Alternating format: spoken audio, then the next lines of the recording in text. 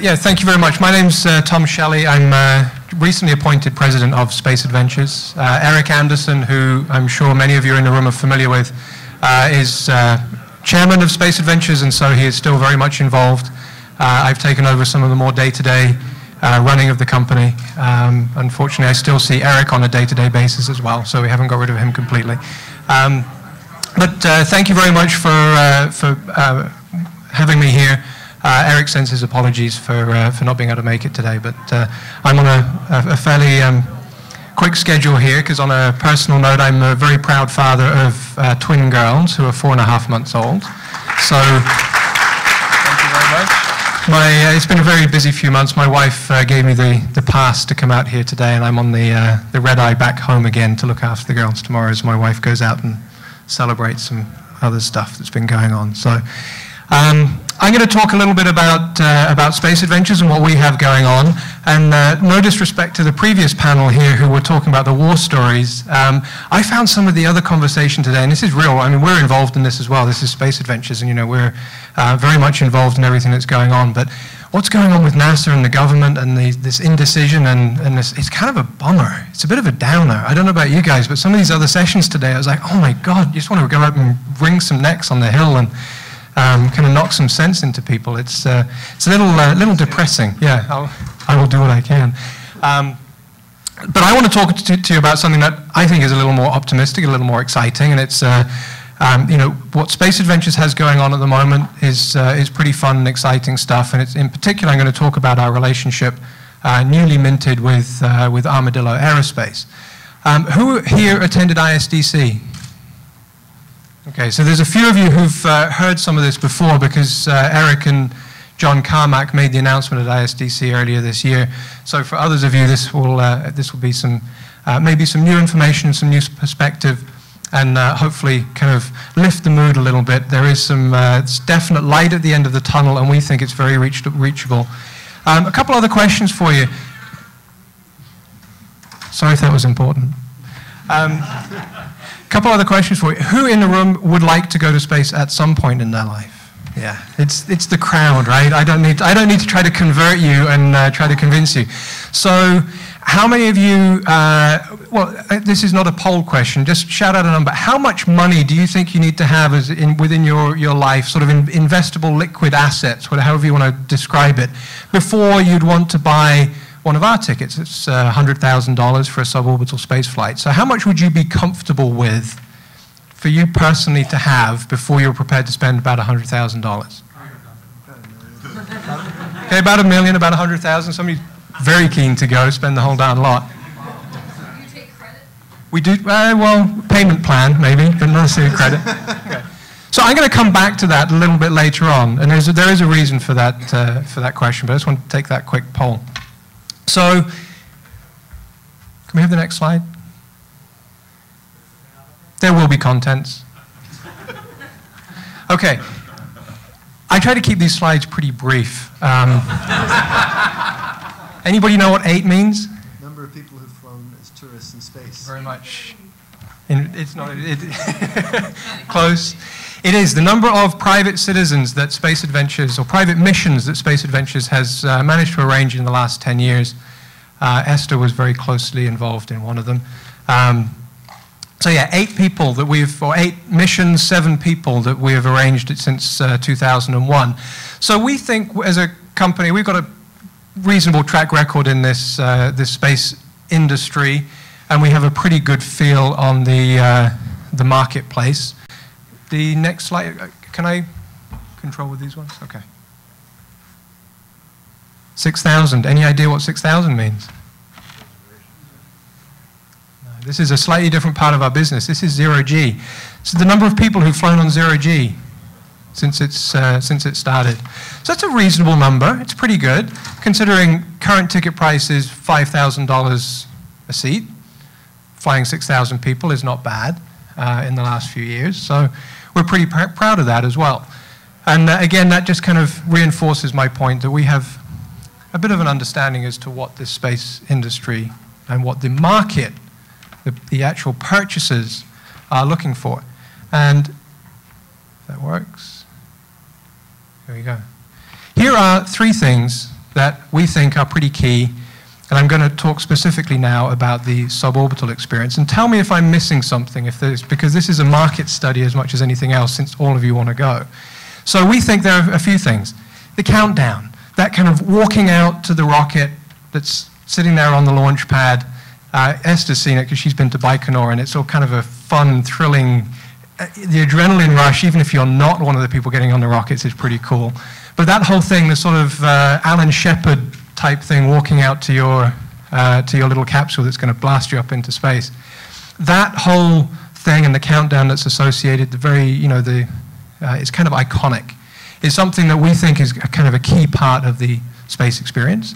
The view, when you get there, is going to be pretty darn awesome, in our opinion. And in fact, the clients that have spent time in space with us all say that that is one of the definite highlights. You can stare out the window all day and not get bored. And then weightlessness, this freedom from the confines of gravity that we live with every day and don't realize, and just the pure bliss of floating, we think is going to be pretty key. What's missing? Lighting the candle. Lighting the candle. That rush, when that rocket sets off and the acceleration, I bet they're really going to... Yeah, the G-force, right? The G-loads, yeah. Anything else? What about the return? Well, it's going to be pretty fun. That's a very good question. Yeah, so, certainly the landing experience, the joy of the smile that's going to be on your face when you're back. Yeah. But then replaying it in your mind and telling you. What's that amusement park ride? It's the best roller coaster when you really think it's going to fall apart. I'm not sure that's in the design specs for. Make sure it stays together but feels like it's about to fall apart. Yeah, we'll work on that one. I like it. It's a nice idea.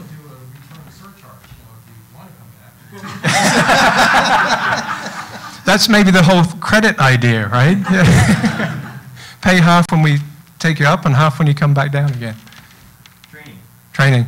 You think the training is going to be pretty fun? Yeah. It's actually very true. Mark Shuttleworth was one of the first people that I remember talking about that, saying the training experience was almost as valuable as the actual flight itself. It was so engrossing and involving. And Esther, what did you think?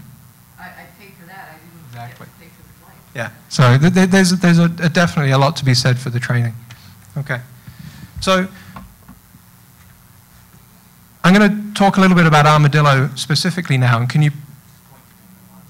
Let's do the video, please, if you would be so kind. So this very short video, Eric is in this, so don't worry, you don't get to get through this session without seeing him. Talks a little bit about the rationale as to why Space Adventures and Armadillo are in business together.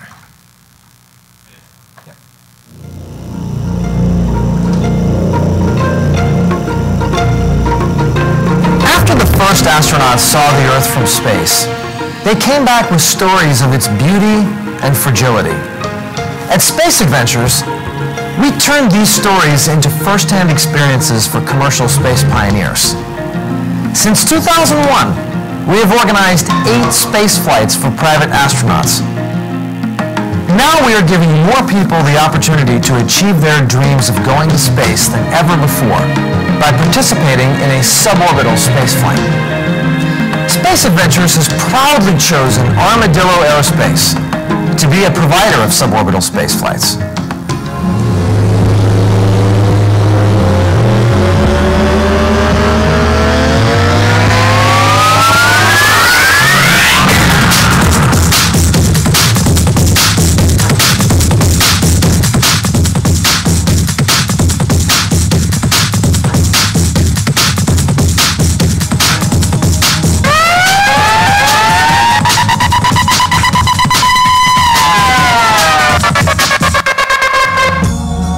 Experience isn't gained by running computer simulations and doing paper studies. You get it by actually building and testing things. Our small team at Armadillo Aerospace has built an experience base that may be unique in the entire world. This team has built and flown more test vehicles and constructed more engines than anyone else. We believe their design methodology of build and test will yield the safest vehicle. They have won the Lunar Lander Challenge. and delivered a rocket engine system to the Rocket Racing League. We believe Armadillo is the only team that has the technique, the methodology, and the process to drastically reduce the cost of access to space for suborbital vehicles. The modular system that Armadillo Aerospace has pursued is brilliant. The various design configurations allow lots of different payload and passenger combinations. The modular system will allow them to achieve a variety of objectives using different designs for particular purposes. Space Adventures as a company has been built by providing private citizens the opportunity to fly in space. Until now, there have only been two ways for people to experience space. Either by spending tens of millions of dollars to visit the International Space Station, or a few $1,000s to experience weightlessness on Earth. As we look forward into the future of space adventures, we are going to continue to develop our existing experiences, but we'll also add a wonderful mid-priced option that people will be able to purchase and experience for the first time. And that's a suborbital spaceflight. Participants will be able to reach over 100 kilometers, experience a few minutes of weightlessness, and marvel at the Earth below. But most of all, they will get their astronaut wings by having actually reached the border of space.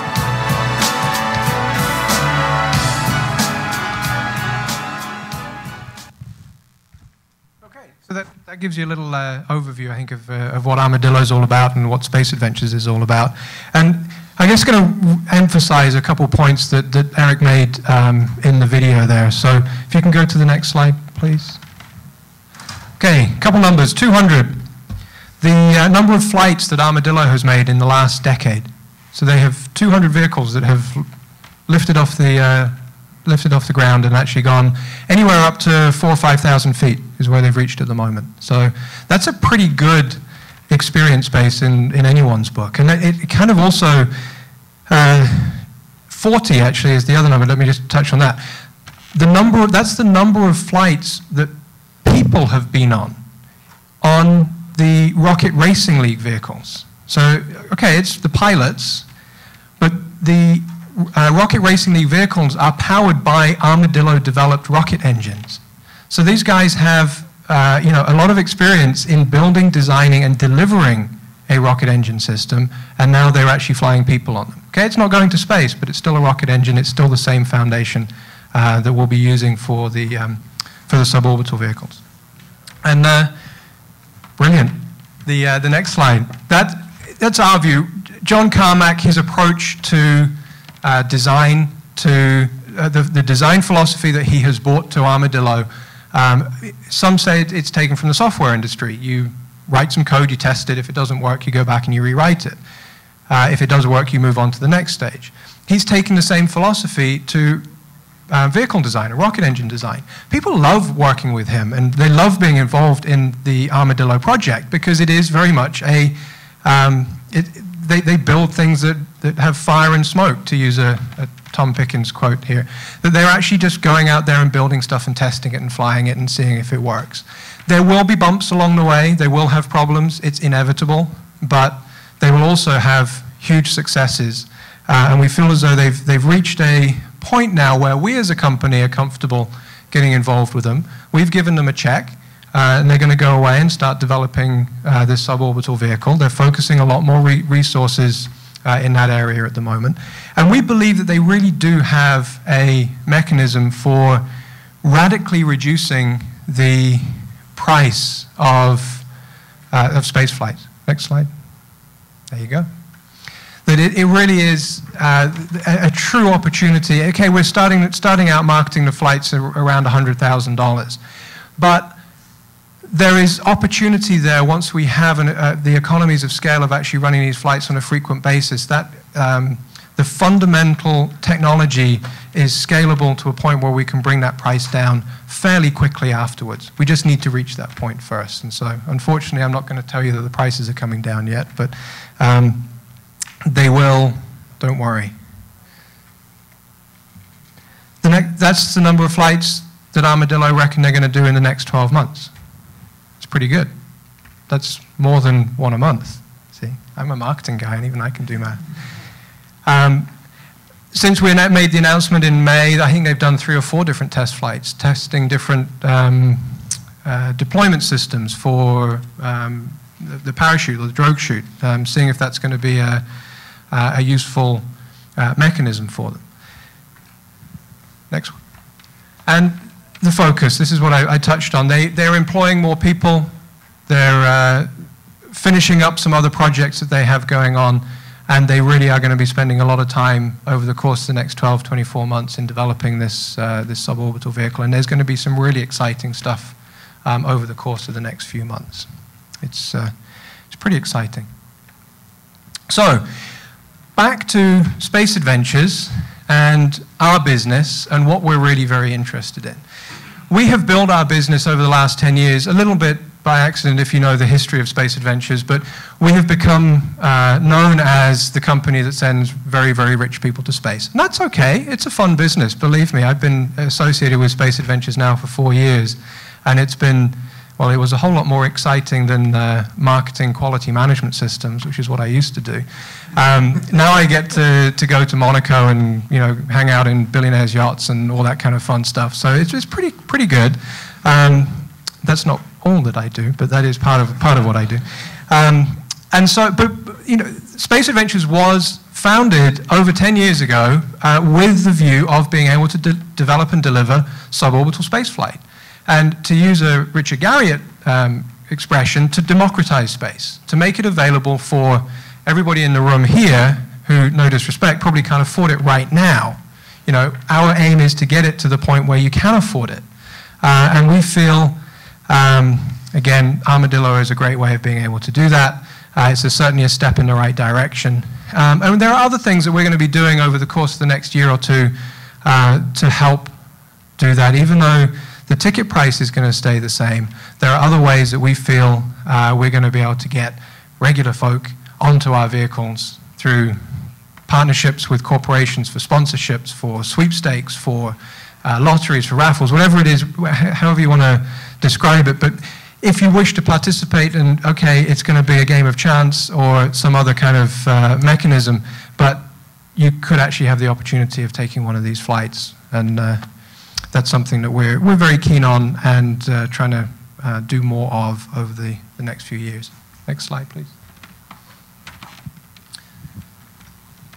10 million. For those of you who are familiar with the wealth management industry, Capgemini produced a report of it's called the World Wealth Report. 2009, there are 10 million people around the world who have investable assets. So not including their home or the cars that they drive, liquid net assets of $1 million. So by my math, and just by using one of the numbers that was called out here, that's about 10 million people who could afford a suborbital flight at today's prices. That's a pretty sizable market in my book, and as a marketer, that's the sort of thing that I'm interested in. That's broken up 30% in North America, 30% in Europe, 30% in Asia, 10% around the rest of the world. So even just in North America, it's about 3 million people who could afford a suborbital space flight even at today's prices. So the market's there.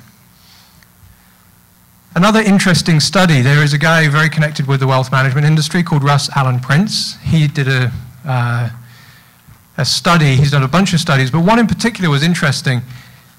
It's published in a book called Marketing Luxury to the Jet Set. And they went out and they interviewed jet owners. And in this particular piece of the report, 661 jet owners were involved in the survey. They had a net worth of $89 million, and they had an annual income average of $9 million. But what was interesting, what do you think the 69% is? The percentage want to go to space? Exactly. That's pretty cool, isn't it? Now, there was no context to that. It wasn't on a Soyuz to the International Space Station. It wasn't on an Armadillo vehicle or on a Virgin Galactic. It was just a blue sky, would you like to go to space? Yes or no? That's pretty cool. It's a little higher than the other studies that have been done, the Futron Zogby studies that were done a few years ago.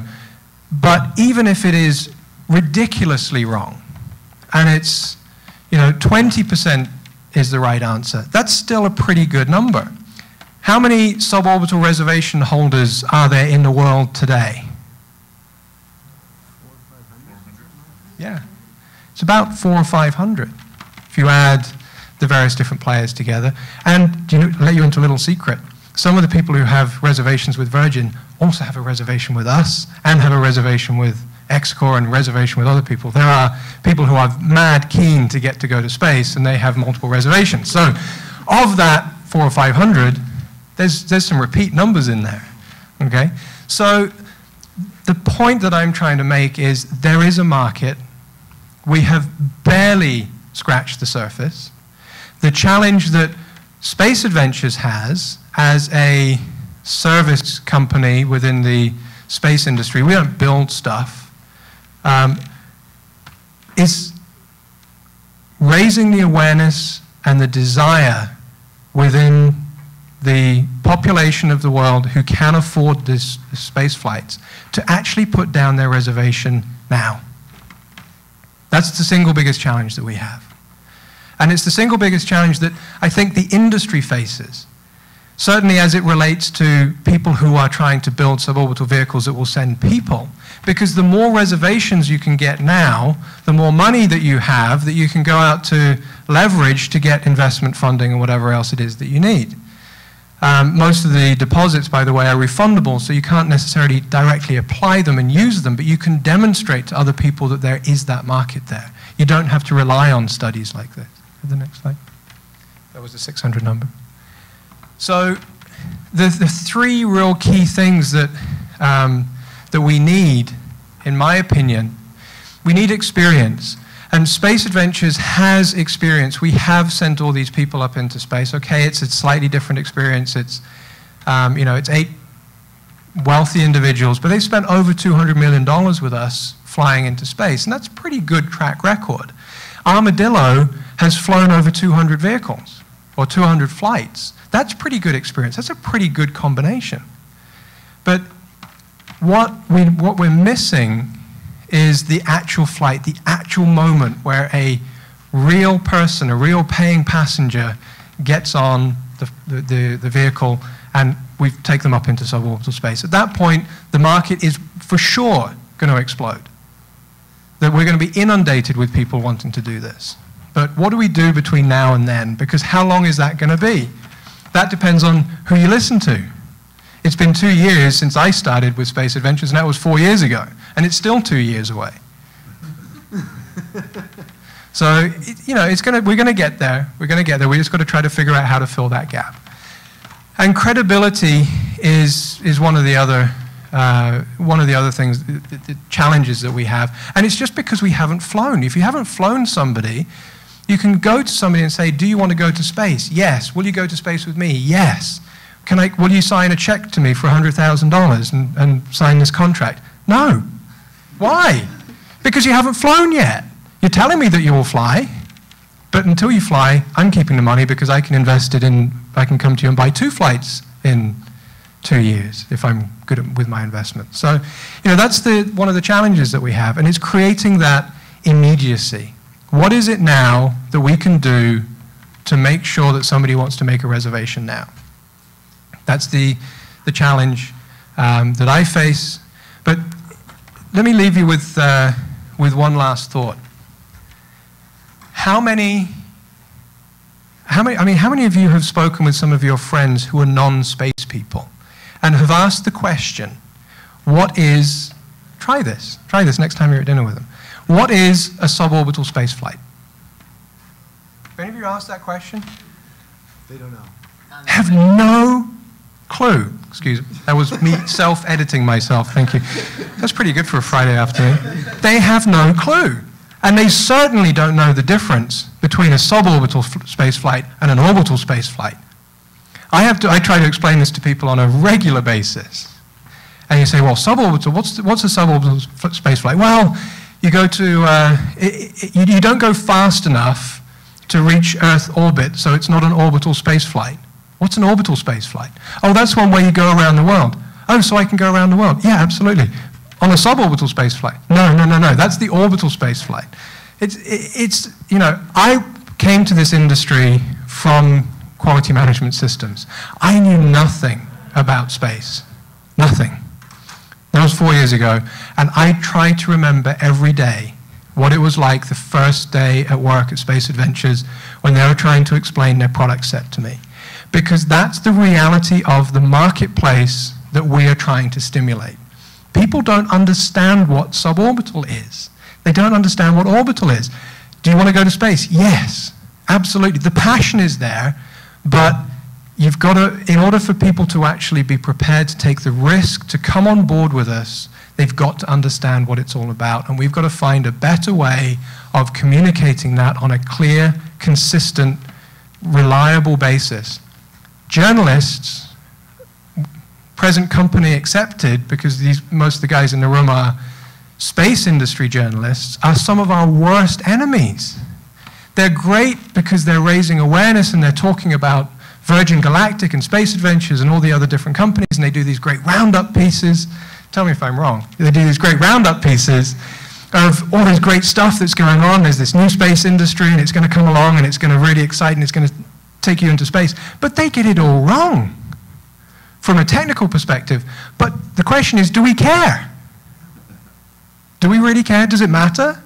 I get bothered by it, but I shouldn't really, because you know what they're doing is they're inspiring people, and they're saying it's possible, it's coming. So then when I call them, it's one less hurdle for me to try to get over. I have more credibility because somebody's read one of these wrap-up articles that's talking about how private space is a reality.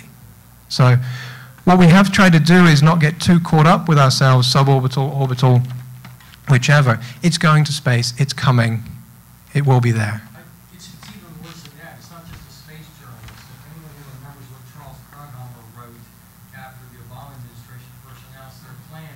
So here you have someone who is not a technical journalist, not a space journalist, but well respected in some circles, and not in others, but read by millions of people, totally trashing the idea that a commercial space industry could ever do anything. So it's not just the space.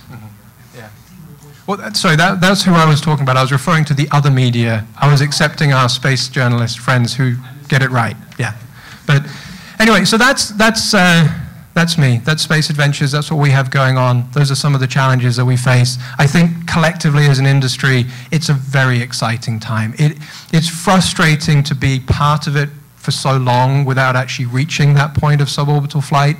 But I'm more optimistic now than I have been in the 4 years that I've been around. And we've done some pretty exciting stuff at Space Adventures over that time. But it's a really, really rosy future, and it's really not very far away. Just a little bit of patience.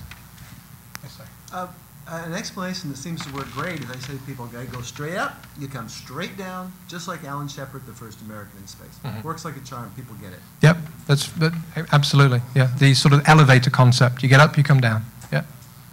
You were talking about some of the elements of the value of the anticipation of the launch, the view, and the weightlessness. And I would also submit that the legacy once you get back and being able to share that with your friends and being able to relive that memory is going to be something that's of value to folks as well.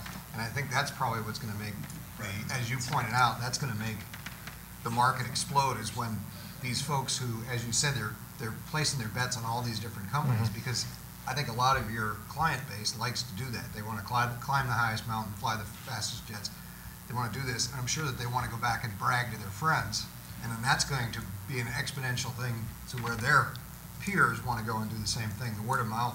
Absolutely right. Yeah, and just to take that one point and refer it back to the immediacy that I need, the bragging rights is something that we try to stimulate in people, just to be able to say you have a reservation. Standing in a bar and saying, oh yeah, I've signed up for that, I got a contract for that. That's good for me as a business because I've got their money, and it's good for them to be able to say it, hopefully, in the bar if that's something that they're interested about. But absolutely, when you know, as soon as we've got 8 customers so far, okay? And that's been great. That's been over 10 years, though. When these suborbital flights start, we should have 8 customers after the first couple months. That's great, because we have all these evangelists out there then talking about how great this experience is, and there's no better way of selling than through referrals and through people who've done it, been there, told their friends about it. Tom, I think you've divulged a really superb statistic as well in your talk. 6,000 customers for COG is something that is just a great learning point for me. Do you have any information on whether this is a growth curve, whether it's sustained and robust and growing, or is it flat? As it relates to zero-G, it's growing.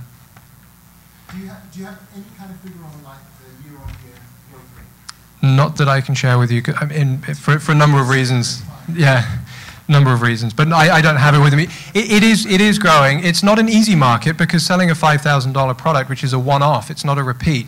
When we sell it as a once-in-a-life, it's kind of an oxymoron. It's a once-in-a-lifetime experience, and then we go back to you to try to get you as a repeat customer. Yes, we have some great repeat customers, and some of them are in the room. I have a question. Do you see your company as sort of a space travel agent type of business, or if your answer is yes, why you should at such early stage tie up with a specific particular provider in terms of launch with instead of waiting and choose from a whole host of competitors that can provide to launch with? It's a very good question. Yes, a space travel agency, a travel broker, however you want it. We call ourselves a space experiences company. That's how, because we don't build the stuff. We buy it from somebody else and we sell it to somebody. Why you have to tie up with Well, we are partnering with Armadillo, but we had never ruled out partnering with Jeff at XCore or with any of the other players. Now, there's nothing in that other than a statement. We haven't ruled it out. There is no contracts or anything else to go with that. But, you know, it is, we could do, absolutely. If that's something that we want to do, we would. Right now, we feel the best company that has the best shot at delivering to the customers that we have and delivering the right experiences is Armadillo. But you're writing a check for them, so you actually enter into a partnership. we have signed a partnership agreement with them. Yeah, absolutely. And they have performance milestones that they need to meet over the next, in order to get further payments from us. Well, how do you know for sure that they will have the most affordable access to space? Well, space is a risky business, isn't it? There's no guarantees, which is why I say we've never ruled out working with anybody else. So who knows, if for whatever reason John is not successful, we have no reason to believe that he will, but who knows? We'll see. So would you at the same time write me a check or write Jeff Bezos a check, Virgin Galactic a check for that purpose? Under the right circumstances, I would never rule it out. Yes, I think Richard Names, who was the guy who was alerted over here, was very, very interested in space services. And it seems to me that in many ways you're in the space services business. I'm just very, I'm very interested in once these vehicles fly, you have to be ready to fly something, and you have to have an infrastructure to support that. Is your sort of early alliance with Armadillo here, perhaps months before they actually fly a human, motivated by what you think in fact you can do to stimulate this market, to shape this market, position Space Adventures better to somehow, capitalize on that? I'm just wondering why you've gotten involved, in this market so early, when in fact there might be another provider here, in fact, that beats them significantly, turns out to be a better, potential, customer. Yeah, there could. If you look back in the history of Space Adventures, we've been in this market for 12 years. This is not our first association with any type of suborbital provider. I don't know the history, but I know Seagram Voyages was one of the companies that Space Adventures bought many years ago, and they had a suborbital spaceflight system of some kind. I don't know the exact details of it. So we are trying to develop a portfolio of spaceflight experiences. We go from $5,000 zero-G seats all the way up to $100 million plus circumlunar mission. So whatever your destination, whatever your space-related experience that you want, Space Adventures is a company that will be able to provide that or can currently provide that for you. That's part of the reason that we've made this commitment with Armadillos. We believe that they are as close or closer than any of the other players out there. And now that's why we put money behind it and why it's, as I say, it's such an exciting time for us. Yes, sir.